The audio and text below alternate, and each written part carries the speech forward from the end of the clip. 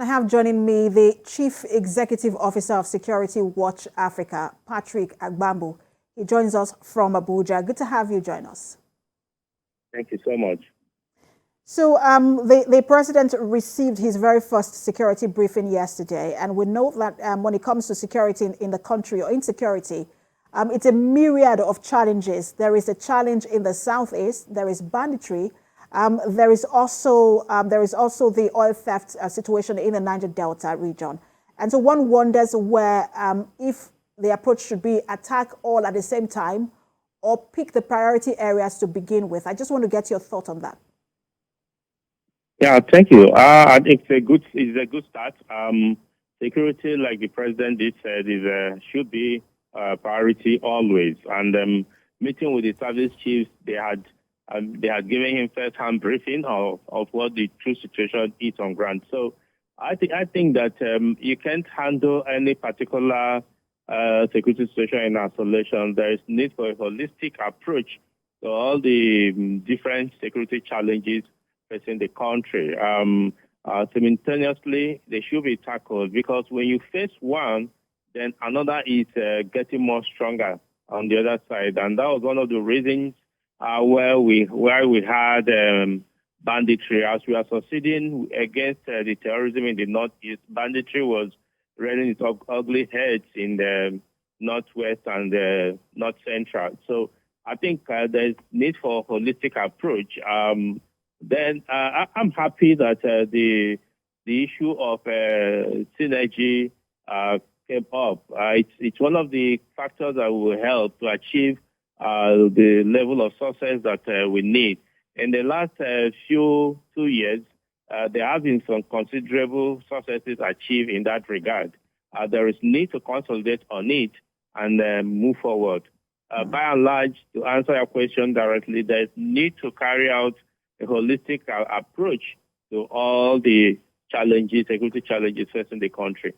And I want to stay on that synergy you mentioned, because just recently we saw the fracas between the Department of State Services and the Economic and Financial Crimes Commission, although one of them is security and the other is corruption. But, you know, they are both agencies of government. And that people say, look, this is a very example of what they talk about, interagency rivalry. What will it take to drive that synergy? Who should be responsible for that synergy?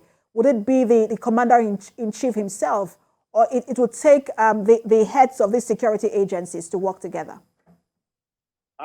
Yeah, what's happened between the Department of State Services and the Economic Financial Crime Commission, I must say, is a shame. I believe that this should not have come out to that level. It should have been something they should have resolved behind the closed doors and not bring the two agencies to dispute. But I'm happy that interventions have been made and corrections have been taken. But to answer you on that, I think that the bulk of coordinating these security services, it's on the table of the National Security Advisor. Permit me to state here that the National Security Office of the National Security Advisor for some time have not really done that job properly. They are supposed to be a clearinghouse. Everything should be coordinated. Mr. President has delegated that responsibility, and he has other issues to face. Why the Office of the National Security Advisor should be properly up to date in terms of gathering information, dispensing it to whichever agency is necessary, and creating avenues of interagency collaboration.